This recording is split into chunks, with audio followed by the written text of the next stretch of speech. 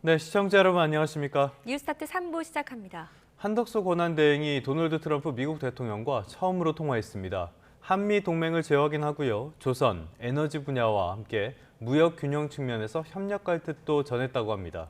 미국 CNN과 진행한 인터뷰에선 중국과 같이 상호 관세에 맞대응하는 방식을 택하지는 않을 것이라며 우리 측의 협상 기조를 공개했습니다. 박희재 기자입니다. 트럼프 2기 행정부 출범 이후 한미 정상의 첫 통화가 이뤄졌습니다. 총리실은 한덕수 대통령 권한대행이 트럼프 미국 대통령과 28분 동안 통화했다고 밝혔습니다. 트럼프 취임 이후 70여일 만이자 한미가 정상 차원에서 소통한 것은 5달 만입니다. 한 대행은 통화에서 한미 동맹을 더 확대하고 강화해 나가길 희망한다고 말했습니다. 또 북한의 비핵화 정책에서도 양측 의지가 강력하다는 사실을 인식할 수 있도록 공조하길 바란다고 전했습니다. 양측은 군사동맹에 대한 공약을 재확인하고 대북 정책과 관련해 긴밀히 공조해 나가기로 했습니다. 특히 이번 통화는 우리나라에 대한 미국의 25% 상호 관세 발효를 16시간 정도 앞두고 이뤄졌습니다. 이에 조선과 미국산 LNG 구매, 무역 균형 분야도 핵심 주제로 논의됐습니다. 한 대행은 이 3대 분야에서 한 차원 높은 협력 의지를 강조하고 윈윈할 수 있도록 장관 끝 협의를 이어가자는 뜻을 트럼프 대통령에 전했습니다. 다만 상호 관세를 비롯해 구체적인 협의 내용은 언급되지 않았습니다. 대신 한 대행은 미국 CNN과 진행한 인터뷰에서 중국처럼 맞대응하지 않겠다는 관세 협상 기조를 공개했습니다. In a very cool way assess what this kind of 25% means for us, and we should, in a very cool way, should negotiate with them. 그러면서 최근 이뤄진 한일중 경제통상장관회의는 맞대응을 위한 연합이 아니라며 일상적인 회의였을 뿐이라고 강조했습니다. YTN 박희재입니다. 전국 상황으로 이어가겠습니다. 한덕수 권한대행이 대통령 몫인 후임 헌법재판관 2명을 지명했죠. 이걸 두고 더불어민주당은 권한대행의 권한을 넘어선 위헌이라면서 법적 조치 검토에 들어갔습니다. 반대로 국민의힘은 한덕수 대행의 용기 있는 결단이라고 높게 평가했습니다. 황보혜경 기자입니다. 한덕수 대행의 헌법재판관 2명 지명 소식이 전해진 직후 긴급 최고위를 소집한 민주당. 후임자 지명은 내란 세력의 헌재 장악 시도라고 규정했습니다. 그동안 권한 대행이 대통령목 헌법재판관을 지명한 사례는 없었다며 명백한 월권이라고 거세게 반발했습니다. 한덕수 대통령 권한 대행이 자기가 대통령이 된 것으로 착각한 것 같습니다. 토끼가 호랑이 굴에 들어간다고 호랑이가 되는 건 아니죠. 이번 인사권 행사 배후엔 파면된 윤석열 전 대통령이 있다는 의혹도 제기했습니다. 민주당은 원천 무효를 위해 헌재의 권한쟁의 심판과 효력정지 가처분 신청 등을 검토하고 있습니다. 자격이 없는 후보자를 지명해 인사청문회를 열게 하는 건 국회 권한을 침해한 행위라 권한쟁의 심판을 통해 위헌 여부를 따져봐야 한다는 주장입니다. 우원식 국회의장은 아예 후보자 인사청문회 요청을 받지 않겠다고 밝혔는데 한 대행에게 인사청문 요청 권한이 있는지도 따져보고 있습니다. 반면 국민의힘은 한덕수 대행이 용기 있는 결단을 내렸다고 치켜 세웠습니다. 권한 대행이 대통령목 재판관을 임명할 수 있는지 여부에는 이미 최상호 부총리가 권한 대행 시절 국회목 2명을 임명해 일단락된 문제라고 반박했습니다. 모든 헌법기관을 민주당이 원하는 대로만 구성하고 끌고 가겠다는 당리 당략이라는 점을 분명히 지적하고 또 민주당이 내란 공범일 가능성이 크다고 주장한 윤 전 대통령 측근으로 꼽히는 이완규 법제처장을 두고는 미스터 클린이라며 논란을 일축했습니다. 다만 한 대행이 마은혁 헌법재판관을 임명한 건 잘못됐다면서 마 재판관은 좌편향적인 인물이라고 비난전을 이어갔습니다. 민주당은 국회 법사위 긴급 현안 질의를 열고 이완규 법제처장을 불러 헌법재판관 지명 배경 등을 따져묻겠다는 방침입니다. 여야 이견이 팽팽한 만큼 거센 공방이 예상됩니다. YTN 황보혜경입니다. 국회에서 선출되고도 오랜 기간 동안 임명이 보류됐던 마은혁 재판관 그리고 마영주 대법관의 취임식이 오늘 진행됩니다. 대법원은 약 3개월 만에 완전체가 됐고요. 헌법재판소 역시 다음 주까지는 구인 체제가 됐습니다. 김태원 기자입니다. 마은혁 신임 헌법재판관은 임명 바로 다음 날 헌법재판소에서 취임식을 갖고 6년 임기를 시작합니다. 마 재판관은 지난해 12월 26일 국회 몫의 헌법재판관으로 선출됐지만 한덕수 대통령 권한대행과 대행직을 승계한 최상목 경제부총리의 거부로 긴 시간 임명되지 못했습니다. 그 사이 마 재판관을 임명하지 않는 건 국회 권한을 침해해 헌법에 어긋난다는 헌법재판소 판단이 나오기도 했습니다. 마은혁을 헌법재판소 재판관으로 임명하지 아니한 부작위는 청구인의 헌법재판소 재판관 선출을 통한 헌법재판소 구성권을 침해한 것이다. 국회 선출 104일 만에 마 재판관이 합류하면서 헌법재판소는 당분간 재판관 구인 체제가 됩니다. 문영배 헌재소장 권한대행과 이미선 재판관이 오는 18일 퇴임을 앞두고 있지만 문 대행과 이 재판관 후임으로 지명된 이왕규 법제처장과 함상훈 판사 자리는 대통령 몫인 만큼 국회 동의가 필요하지는 않습니다. 국회에서 인사청문 보고서가 채택되지 않아도 대통령이 재판관으로 임명할 수 있다는 뜻으로 늦어도 다음 달 중 합류할 것으로 보입니다. 대법원도 약 3개월 만에 완전체 구성을 마치게 됐습니다. 퇴임한 김상환 전 대법관의 빈자리를 102일 만에 메우게 된 마영주 신임 대법관도 곧바로 취임해 오는 2031년 4월까지 6년간 직무를 수행합니다. YTN 김태원입니다. 차기 대선 일정이 확정되면서 거대 양당의 이슈 선점 경쟁과 또 선거 구도를 둘러싼 신경전도 달아오르고 있습니다. 민주당은 헌정 파괴 세력이 무슨 염치로 다시 집권을 노리냐고 날을 세웠고 국민의힘은 개헌에 미온적인 이재명 대표의 도덕성을 공격했습니다. 나혜인 기자입니다. 민주당은 이번 대선을 헌정 수호 세력과 헌정 파괴 집단의 대결로 규정했습니다. 파면 결정에도 관저에 머무는 윤 전 대통령에겐 당장 방을 빼고 수사받으라고, 이런 당원을 징계조차 하지 않는 정당은 후보를 낼 자격이 없다고 비판했습니다. 이 정도면 위헌 정당 확정 아닙니까? 도대체 무슨 염치와 자격으로 후보를 낼 생각을 하는지 모르겠습니다. 자유민주주의와 헌법 질서를 짓밟아 놓고 개헌이니 호헌이니 운운하는 것도 우스운 얘기라고 깎아내렸습니다. 좀 우스운 얘기죠. 네. 지금 국민의힘이 개헌, 호헌 따질 헌법을 파괴했는데 호헌을 언제 한 적이 있습니까? 국민의힘은 민주당 이재명 대표를 빼고 나머지 대권 주자가 대부분 찬성하는 대선과 개헌 동시 추진을 고리로 역공에 나섰습니다. 3년 전 대선과 국회 연설에선 앞장서 개헌을 제안했던 이 대표가 절대 권력을 휘두르려는 사리사욕 때문에 말을 바꿨다고 주장했습니다. 돌아서면 조변석계식으로 바뀌는 이재명 대표의 말 바꾸기에 국민들은 어지럽습니다. 3년 전 국민과의 개헌 약속을 반드시 지키기 바랍니다. 이 대표의 12개 혐의와 5개 재판을 부각하며 이재명은 안 된다는 메시지도 빼놓지 않았습니다. 이재명 대표야말로 대선에 출마하면 안 되는 거 아닙니까? 대한민국 국격을 위해서, 품격을 위해서, 우리 국민들의 그런 정신 건강을 위해서. 대선일인 6월 3일 개헌 국민투표를 같이 하려면 오는 15일까지는 국민투표법이 개정돼야 실무 준비가 가능하다고 선관위는 보고 있습니다.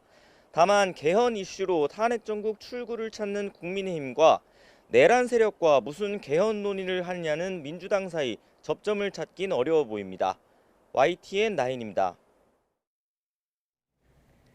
국민의힘 대권 주자들의 출마 선언이 잇따르는 가운데 오늘 김문수 전 고용노동부 장관과 유정복 인천시장, 이철우 경북지사도 출사표를 던집니다. 김 전 장관과 유 시장, 이 지사는 차례로 국회 소통관에서 대선 출마 선언 기자회견을 엽니다. 홍준표 시장은 다음 주에 출마 선언을 예고했는데 오늘은 제7공화국 선진 대국 시대를 연다라는 제목의 책이 출간됩니다.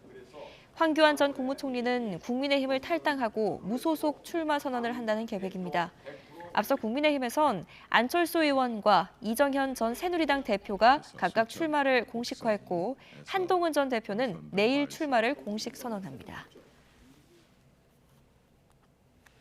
네, 전해드린 것처럼 이렇게 국민의힘에서는 대규모 출마 러시가 이어질 것이라는 전망 속에 경선 참여자를 추리고 결국엔 이 최종 후보를 뽑는 경선률이 최대 관심사로 떠오르고 있습니다. 여기에 한덕수 대통령 권한대행 차출론까지 나오면서 막판까지 이 보수 진영의 경선 지형을 예단할 수 없을 것이라는 전망이 흘러나옵니다. 임성재 기자입니다. 오는 6월 3일로 확정된 대선 시간표에 늦어도 다음 달 초까지 대통령 후보를 선출해야 하는 국민의힘은 경선 준비에 속도를 내고 있습니다. 당 안팎에서 거론되는 출마자만 15명을 웃도는 만큼 경선 참여자를 줄이는 컷오프 방식에 당장 시선이 쏠리는 분위기입니다. 지난 2017년과 2022년 두 차례 경선 과정을 살펴보면 1, 2차 컷오프를 거쳐 본경선에서 최종 후보를 선출하는 방식을 택했습니다. 각각 6명과 8명씩 압축하고 후보 4명으로 본경선을 치렀는데 이번에도 비슷한 과정을 밟을 거란 전망이 우세합니다. 무엇보다 당심과 민심 반영 비율을 정하는 경선룰이 뇌관이 될 거란 예상이 많습니다. 탄핵 찬성파는 비교적 당심과 거리가 먼 반면 탄핵 반대파는 중도층 민심과 동떨어져 있다는 평가가 적잖아 룰에 따른 주자 간 유불리가 확실하기 때문입니다. 앞서 탄핵 정국에서 치러진 2017년 대선에선 예비 경선 과정에서 당심 반영 비율이 높았고 지난 대선에선 민심, 즉 일반 시민 여론조사 반영률이 더 컸습니다. 당원 당규에 못 박힌 본경선 50대 50 반영 비율은 시간상 쉽게 고치지 못할 거란 관측에도 예비 경선 룰의 재량권을 가진 당 선거관리위원회의 움직임 하나하나에 눈길이 가는 이유입니다. 기본적으로 당원 당규가 기준이 될 거고 그다음에 또 새로운 환경에 따라 좀 변화가 있을지 모르겠습니다만 경선관리위원회에서 잘 이 준비를 할 거라고 생각을 합니다. 각 주자 간 첨예한 눈치 싸움 속 당 안팎에선 한덕수 권한대행 대선 차출론도 다시 고개를 드는 기류입니다. 당 소속 의원들과 TK 등 전통적 강세 지역에서 대선 승리를 위해선 한 대행이 출마해야 한다는 여론이 적지 않다는 건데 지도부는 말을 아꼈습니다. 한덕수 대행이 후보로서 적절하지 않느냐는 의견을 갖고 있는 의원님들이 많이 있는 것으로만 알고 있을 뿐이고 지도부 입장에서는 거기에 대해서 언급하는 것 자체가 적절치 않다고 생각합니다.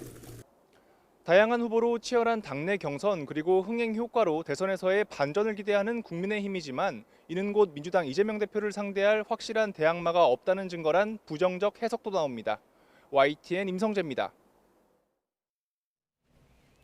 김동연 경기도지사와 김경수 전 경남지사가 어제 서울 모처에서 1시간 동안 비공개로 만났습니다. 김경수 전 지사는 단식 농성 때 여러 차례 찾아와줘서 감사했고 큰 격려가 됐다며 이번 경선은 민주당 중심의 민주세력 정권 교체를 위해 모두가 힘을 모아야 한다고 말했습니다. 김동연 지사는 내란 종식에 온몸으로 앞장서 준 김 전 지사에게 감사하다며 이번 대선은 내란 종식을 넘어 정권 교체 그 이상의 교체로 새로운 나라로 가느냐 마느냐의 분수령이라고 답했습니다. 김 지사 측은 이번 회동이 김 지사 미국 방문을 앞두고 상호 감사와 안부를 나누기 위해 만난 자리였다고 설명했습니다. 대선 유력 주자인 더불어민주당 이재명 대표가 오늘 최고위원 회의를 주재한 뒤 당 대표직에서 물러나며 본격적인 대선 채비에 나섭니다. 이 대표가 사퇴하면 박찬대 원내대표가 당대표 직무대행을 맡아 대선 경선 관리 등을 책임지게 됩니다.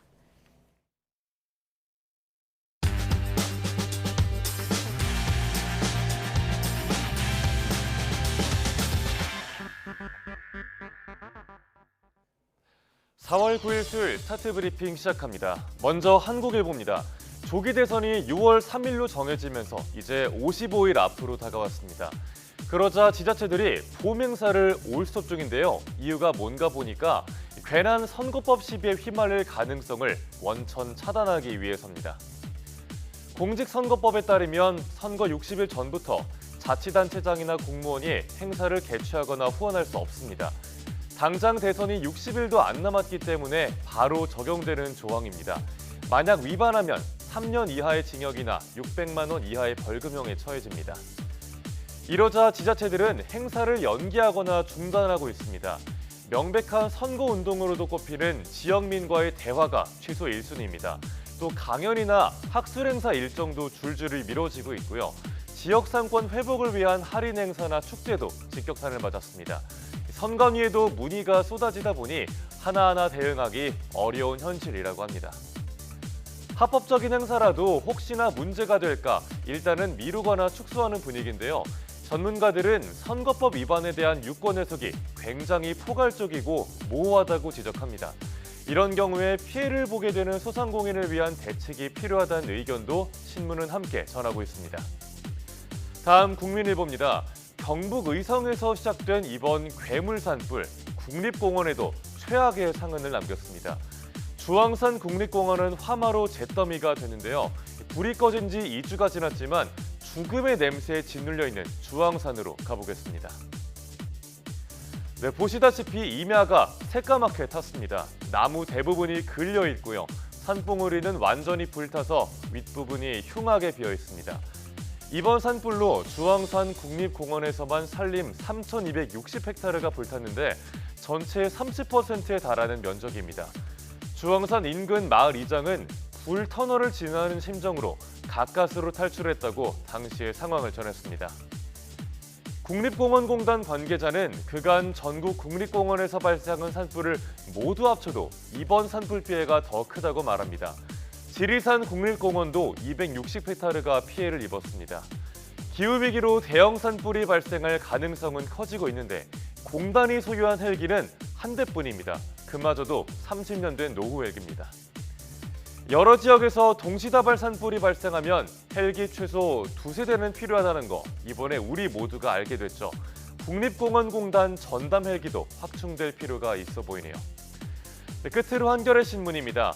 정년 연장이 고령층 고용을 늘리지만 청년 노동자 채용을 감소시킨다는 한국은행 보고서가 나왔습니다. 한은은 정년 연장 대신 퇴직 후에 재고용이 적절하다고 손을 들어줬는데요. 보고서 내용 함께 보겠습니다. 한은은 2016년 청년을 58세에서 60세로 연장한 사례를 분석했습니다. 전반적으로 고령층 임금 근로자와 상용 근로자가 늘어난 반면 청년층 근로자 고용률은 감소했습니다. 전체적으로는 고령 노동자가 1명 늘어날 때 청년 노동자도 약 1명 감소한 걸로 추정됐습니다. 임금 체계와 고용 경직성은 그대로 두고 정년만 연장하면 부작용이 반복된다고 한은은 지적했습니다. 청년 고용은 위축되고 노동시장의 이중구조는 심화된다는 겁니다. 한은은 대안으로 임금 조정을 동반한 퇴직 후의 재고용을 제시했는데요.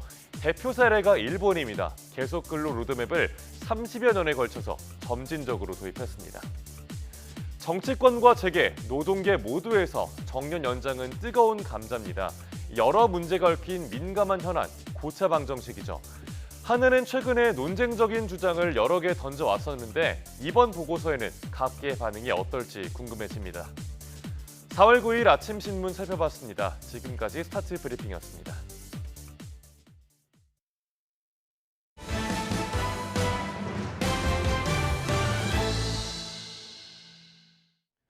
문재인 정부의 안보라인 인사들이 고고도 미사일 방어 체계, 그러니까 사드의 정식 배치를 고의로 지연했다는 의혹이 있었죠. 이 의혹을 수사했던 검찰이 정의원 전 국가안보실장을 포함해 3명을 재판에 넘겼습니다. 검찰 수사 결과 사드 장비를 반입하기 위한 작전 정보가 정 전 실장 등을 통해서 반대 단체에 넘어간 것으로 드러났습니다. 김영수 기자입니다. 사드 기지로 올라가는 길이 트럭과 사람들로 꽉 막혔습니다. 공사자재가 들어가는 걸 막으려는 시위대와 해산하려는 경찰이 몸싸움까지 벌였는데 양측의 합의로 대치가 끝났습니다. 검찰 수사 결과 서주석 당시 국방부 차관은 장관 보고 없이 이 작전을 중단한 것으로 드러났습니다. 검찰은 서 전 차관이 국방부 지역협력반장을 통해 대외비인 사드 기지 조성 관련 정보까지 반대 단체에 넘겨준 것으로 보고 있는데 국가안보실 1차장으로 있을 때를 포함해 모두 8차례 지시한 걸로 특정했습니다. 문재인 정부 안보라인을 이끌었던 정의용 전 국가안보실장과 정경두 전 국방부 장관도 지난 2020년 5월 2급 군사비밀인 미사일 장비 교체 정보를 반대단체에 알려주라고 지시한 것으로 조사됐습니다. 검찰은 정 전 실장 등이 반대단체를 외부 세력이 주도하고 있어 대화가 어렵다는 보고를 받고도 정보를 누설했다고 판단했습니다. 검찰은 미리 정보를 입수한 반대단체가 전문 시위대를 동원해 군사작전을 조직적으로 방해했다면서 작전에 차질이 생기고 공권력도 낭비됐다고 강조했습니다. 지난해 11월 감사원 의뢰로 수사에 착수한 검찰은 정의용 전 실장과 정경두 전 장관, 서주석 전 1차장을 직권 남용 등의 혐의로 불구속 기소했습니다. 다만 검찰은 중국의 정보를 누설했다는 혐의에 대해선 외교상 필요한 설명이었다고 보고 불기소 처분했습니다.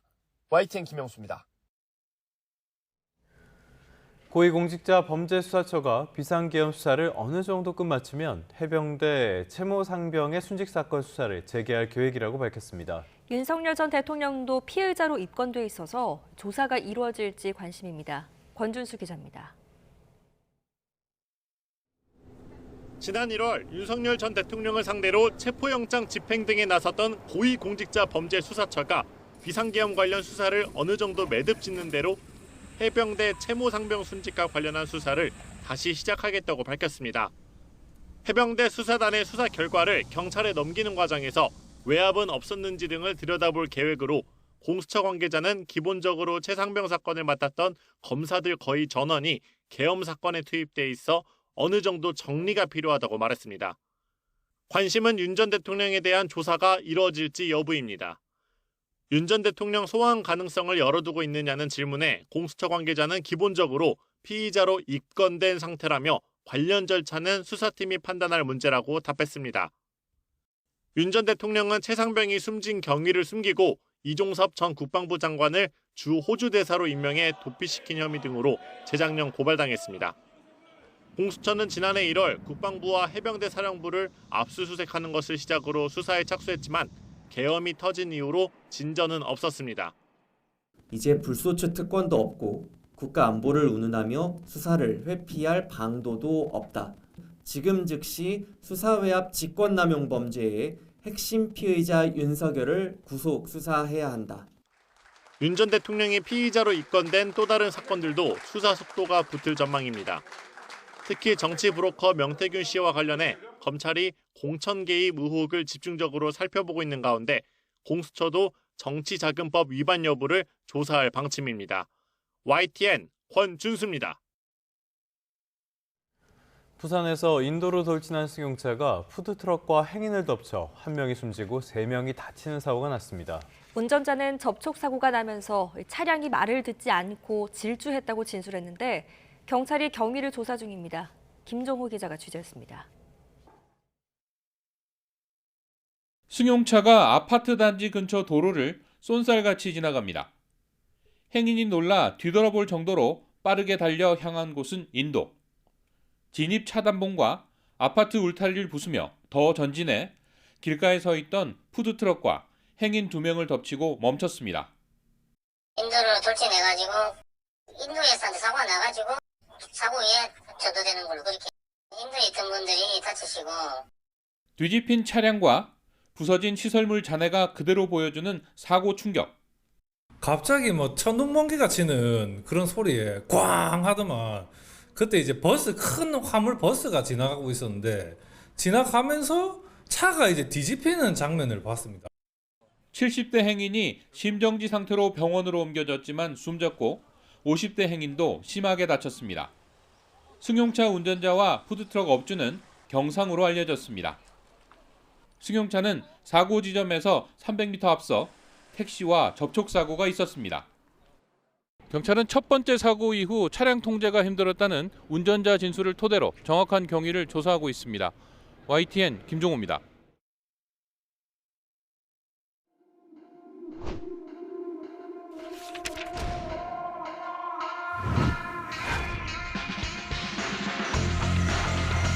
We should, in a very cool way, assess what this kind of 25% means for us.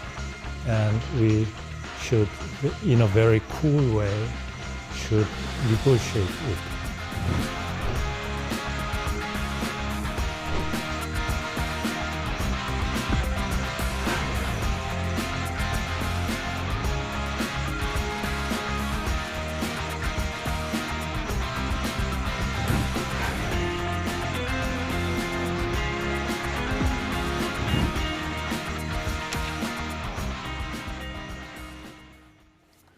네, 오늘도 트럼프의 관세 정책 살펴봐야겠습니다. 역시 여파가 굉장히 크고 상호 관세는 이제 코앞으로 다가왔습니다. 스타트 경제, 오늘은 석병훈 이화여자대학교 경제학과 교수와 함께하겠습니다. 어서 오십시오. 어서 오십시오. 한덕수 대통령 권한대행이 트럼프 대통령과 정상 간 통화를 처음으로 진행을 했다고 해요. 어떤 이야기도 오갔습니까? 예, 지난 1월 20일 트럼프 대통령이 취임한 이후 78일 만에 28분간 첫 정상 간 통화를 했는데요.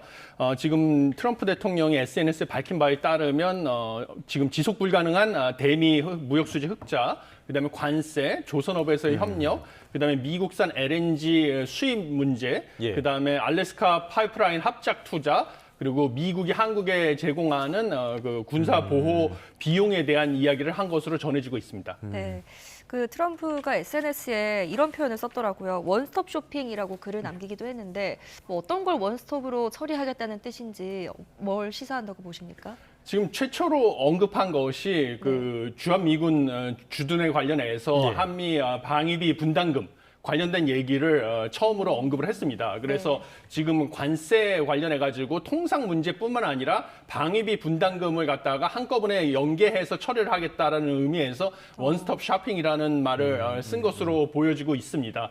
그래서 한국이 지금 방위비 분담금 협상을 갖다가 미국이 관세 문제와 같이 연동해서 얘기를 하게 되면 이 협상이 더 복잡해지고 좀 우리에게 안 좋은 소식이 되는 것이 아니냐 하는 우려가 있는 것도 사실입니다.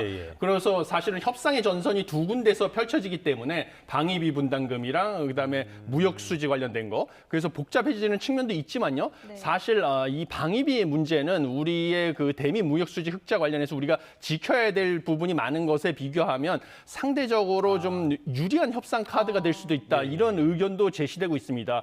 일례로 지금 트럼프 대통령이 그 대선 기간에 우리에게 요구했던 것은 방위비 분담금을 약 100억 달러, 그래서 뭐 14조 7천억 원을 내야 한다고 주장을 했었습니다. 그런데 실제로 협상 과정에서 14조 7천억 원까지 올리지는 못할 것으로 예측을 하고 있습니다. 왜냐하면 현재 약 1조 6천억 원 정도 부담을 하고 있거든요. 근데 이 규모가 어느 정도 되는 것이냐면 100억 달러라고 하는 것은 작년에 우리가 대미 무역 수지 흑자가 557억 달러였고요. 그러면 이것의 5분의 1도 안 되는 수준이고, 그다음에 수출은 1278억 달러인 것을 감안을 하면 100억 달러라는 비용은 상대적으로 적은 비용이기 때문에 여전히 큰 비용이지만 실제 협상을 통해서 100억 달러까지 올리는 것은 어려울 것으로 보이기 때문에 이 방위비 분담금 협상을 통해서 우리가 대미 무역에서 좀 지킬 부분을 더 지키는데 유리해질 수도 있다, 이렇게 볼 수도 있습니다.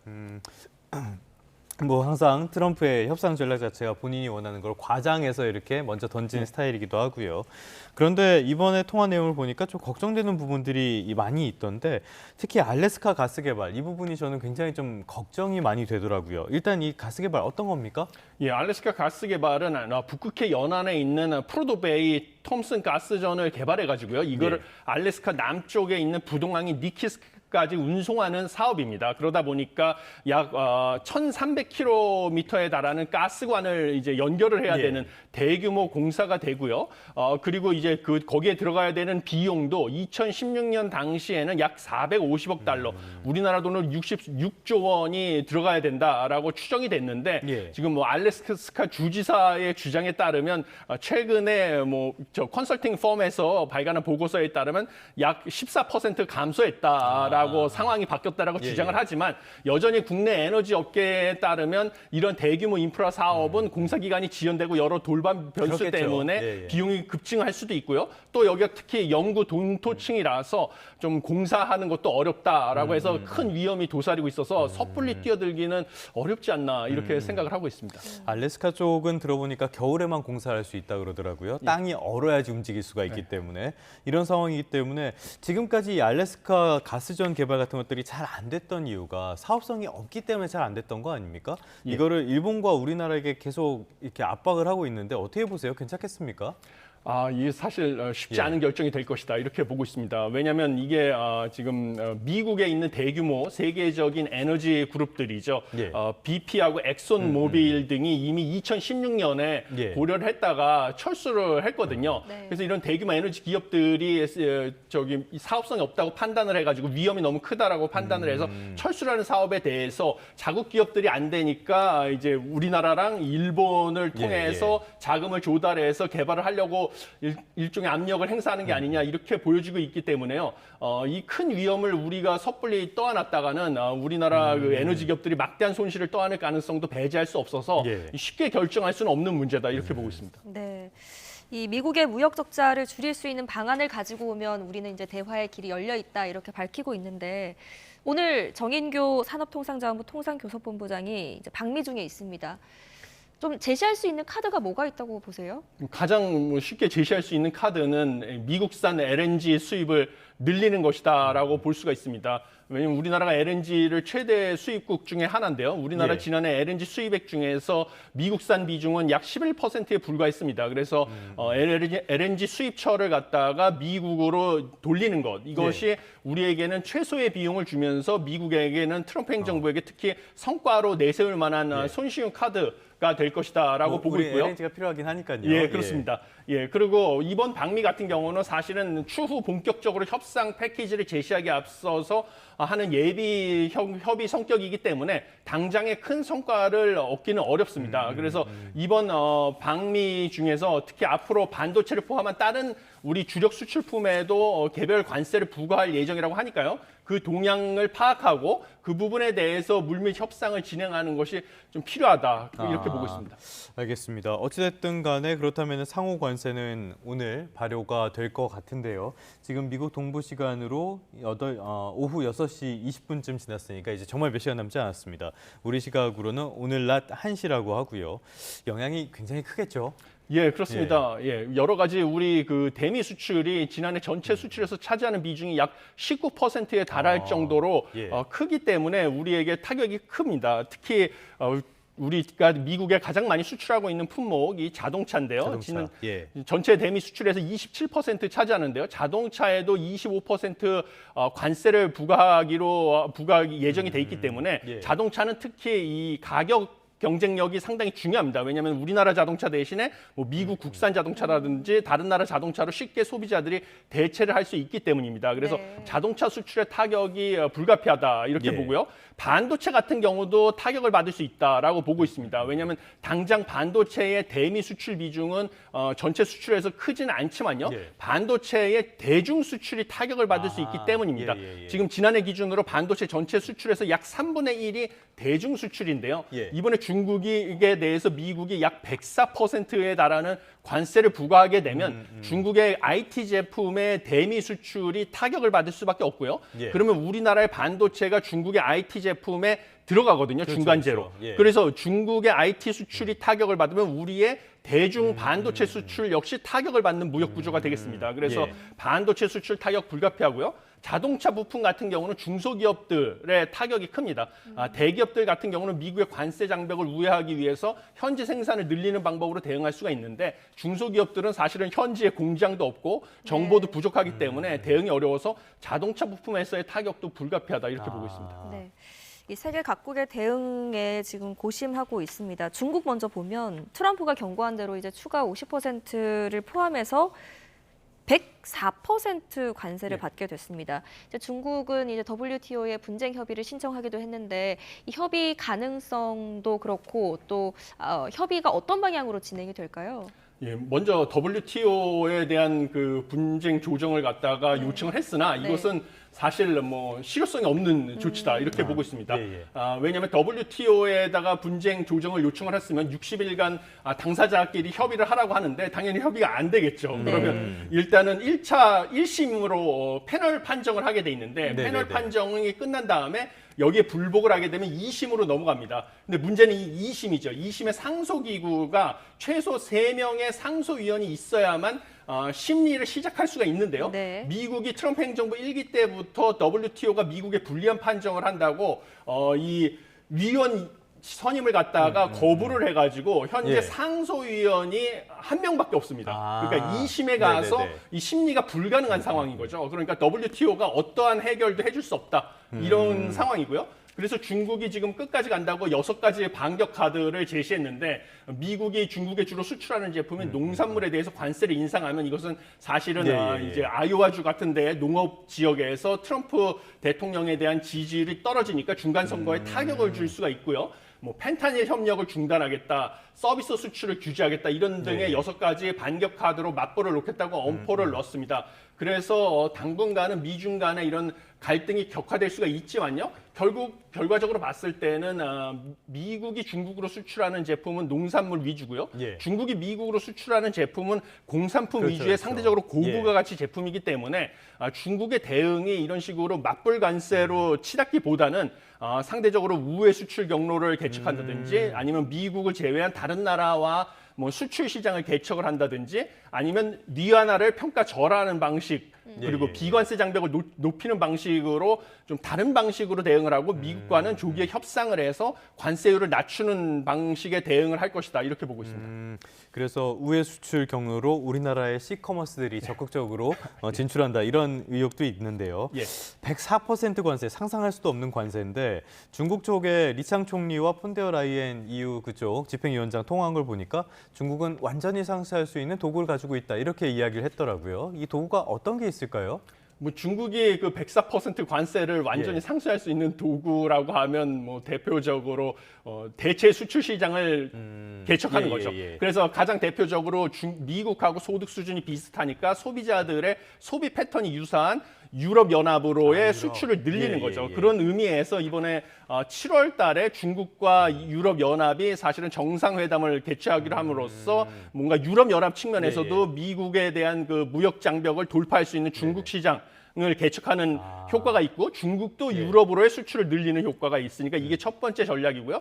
두 번째는 중국의 항상 전략이 우회 수출 경로를 계속 뚫어왔습니다. 그래서 뭐 미국으로 수출하는 다른 제3세계 국가의 기업의 지분을 갖다가 투자를 해서 지분을 일정 수준 확보를 하면 그 기업에서 얻는 이윤의 일정 부분이 중국으로 넘어가는 것이죠. 그래서 이런 방식으로 우회 수출 경로를 계속 개척을 하는 방식도 있고요. 그다음에 시커머스를 통해서 미국으로 수출을 해서 뭐 여전히 미국에서 폐지를 추진하고 있는 $800 미만 소규모 해외 직구에 대한 면세 이것을 이용해서 관세 장벽을 우회하는 방법도 있고요. 그다음에 글로벌 사우스라고 하죠. 저개발 국가와 협력을 강화해서 그쪽으로 수출을 늘리는 방법 이런 식으로 관세 장벽을 우회할 것으로 보고 있습니다. 네, 유럽연합 이야기를 하셔서요. 유럽연합이 이제 트럼프 대통령 측에 EU의 공산품 무관세 제안을 했는데 거부를 당했습니다. 이제 유럽연합 입장에서는 이제 협상 카드를 잃어버리게 된 건데 앞으로의 방향 좀 어떻게 보세요? 유럽 연합도 상당히 난감한 위치에 처했는데요. 사실 협상을 할 때는 트럼프 측에서는 여러 가지 엄포를 넣으면서 긴장 관계를 극도로 끌어올린 다음에 상대편에서 백기투항하는 식으로 유도를 하는데 유럽 연합이 협상을 임하는 자세가 좀 잘못됐다라고 보고 있습니다.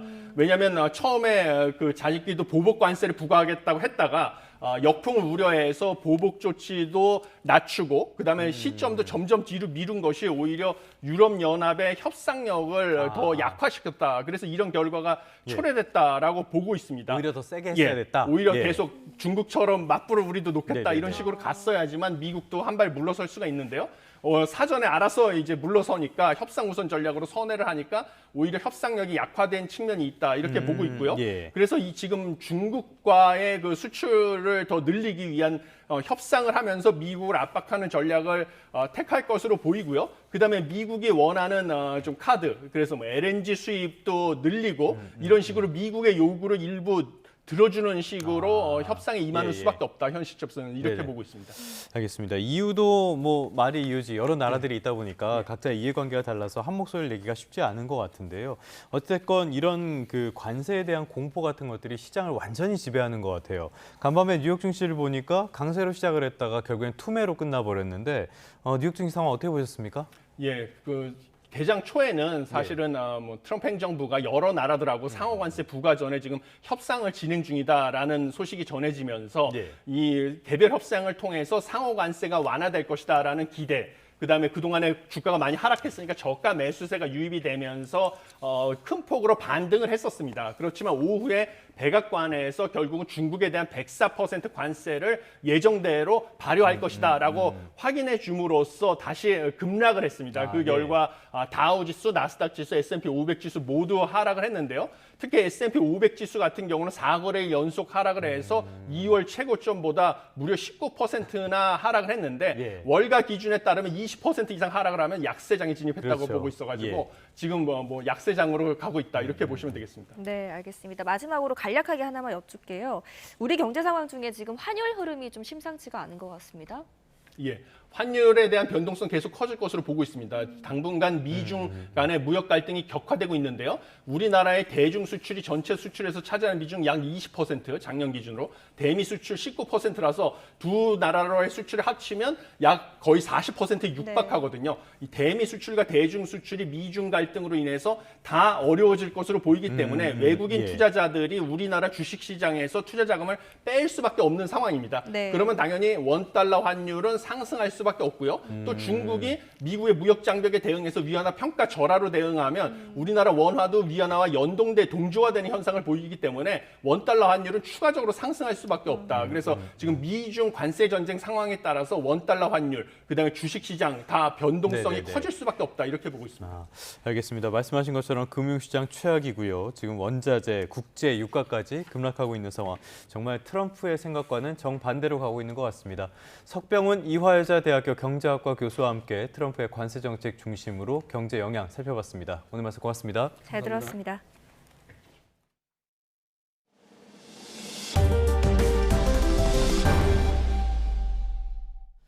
끝으로 출근길 날씨 살펴보겠습니다. YTN 야외 스튜디오 연결합니다. 고은재 캐스터. 네, 고은재입니다. 요즘 거리에 나가보니까 봄꽃, 벚꽃 많이 보이더라고요. 오늘 날은 어떻습니까? 네, 오늘 하늘은 점차 흐려지겠지만 기온은 이맘때 수준을 웃돌겠습니다. 현재 서울 기온이 9도 안팎으로 오늘 출근길은 약간 쌀쌀한 정도가 되겠고요. 한낮에는 18도까지 껑충 올라서 어제와 비슷하게 따뜻하겠습니다. 네, 선배. 네, 그런데 오늘 전국에 비가 내리면서 꽃이 일찍 떨어질 수도 있다는 예보가 있었는데 비가 언제부터 오는 겁니까?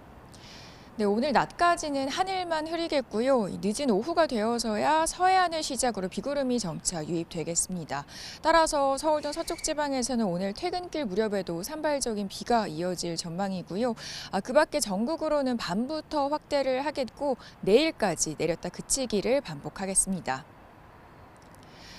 가득 핀 봄꽃은 다소 일찍 떨어질 가능성이 있지만 오늘 내리는 비는 건조함을 달래줄 단비가 되겠습니다. 현재 영남 등 남부 내륙을 중심으로 건조특보가 발령 중인데요. 바람도 다소 강해서 오늘 비가 내리기 전까지는 산불에 대한 지속적인 주의가 필요하겠습니다. 비는 오늘 늦은 오후 서쪽 지역부터 시작되겠습니다. 전국으로 확대하는 건 오늘 밤이 되겠고요. 수도권과 전남 지역은 내일 아침까지, 그 밖의 지역은 내일 오후까지 비가 내렸다 그치기를 반복하겠습니다. 내리는 양은 제주도의 최고 40mm, 남부지방의 5에서 20mm, 수도권 등 중부지방은 5mm 안팎으로 곳에 따라 하루에서 많게는 나흘 정도의 단비 효과가 예상됩니다.